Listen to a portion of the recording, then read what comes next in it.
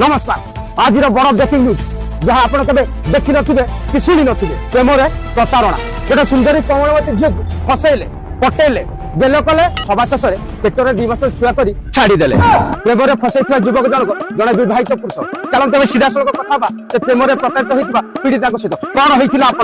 केमी गढ़ी उठी आप प्रेम संपर्क आप प्रेम संपर्क नहीं छुआ हवा जाए प्रोसेस पूरा खोलिक कहतु आमको भाग बिगड़ खोलिक कहतु दर्शक टे जानतु ताकि आपन को न्याय देवारे साहाय्य मिलिବ कौन घटितला घटना किए मारितला प्रथम आखि